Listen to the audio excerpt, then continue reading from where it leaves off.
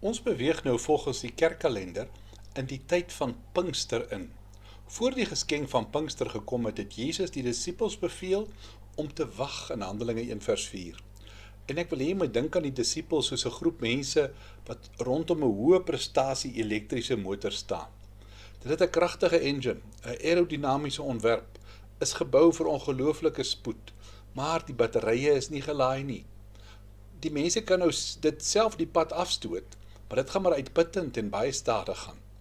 Pinkster is die oomblik toe daardie brandstof van die Heilige Gees ingekom het. Dit is 'n statiese groep volgelinge, in kragtige getuies omskep wat die wêreld verander het. Ons vergeet maklik van die Heilige Gees. Ons probeer om self die koninkryk te laat kom deur ons eie pogings, eerder as om staat te maak daarop wat net die Heilige Gees kan doen. Mel Tari het 'n pragtige verhaal vertel oor die Indonesiese herlewing van 1965 op die eiland Timor. Hy vertel dit in die boek Like a Mighty Wind. Op 26 September 1965 het ongeveer 200 mense by 'n presbyteriaanse kerk vir gebed bymekaar gekom. Die boodskap het gehandel oor bekering en verlossing deur Christus. Tydens die diens het die gemeente 'n geluid soos 'n magtige rukwind binne die kerk gehoor. Mense by 'n nabygeleë polisiestasie het iets soos vlamme op die kerkdak gesien en die brandklok begin lui. Toe het hulle die kerk te hulp gesnel. Hulle het die gebou onaangeraand deur die vuur gevind, maar die mense binne was vervul met die Heilige Gees. Tari berig dat die Heilige Gees se teenwoordigheid 'n oorweldigende oortuiging van sonde gebring het. Mense het begin om hulle sondes openlik te bely en vir genade uit te roep. Die herlewing het gelei tot ongeveer 200.000 bekerings in die eerste 3 jaar op die eiland Timor alleen. Die gereformeerde kerk op Timor het 80.000 bekerings in daardie eerste jaar aangeteken, waarvan ongeveer die helfte voormalige kommuniste was. Duisende animistiese moslems het tot bekering gekom en sommige beskou dit as die belangrikste impak van die Christendom op die Islam in die geskiedenis.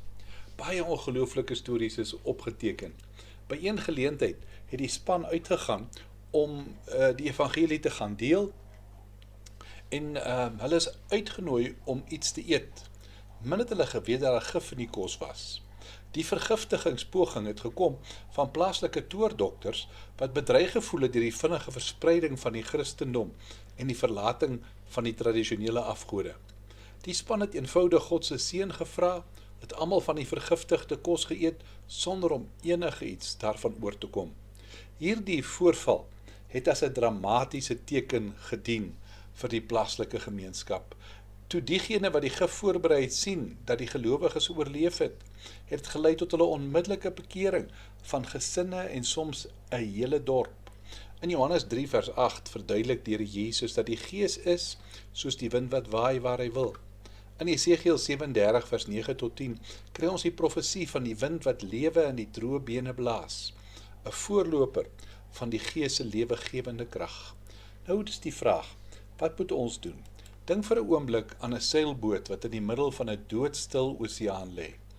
Die bemanning kan probeer om te roei, maar hulle sal nie ver kom nie. Wanneer die wind begin waai, dan skep die bemanning nie die krag nie. Hulle hys bloot die seile om die effek daarvan te vang. Ons wat nou na Pinkster oorbeweeg, kom nie daar om harder te werk nie. Dit gaan daaroor om ons geestelike seile so in te span, deur die woord, die gebed en oorgawe, sodat ons deel word van die beweging van God. Kom ons bid saam. Here, dankie vir Pinkster. Dankie dat ons U kan vertrou ook vir die werking van U Gees om U koninkryk te laat kom. Amen.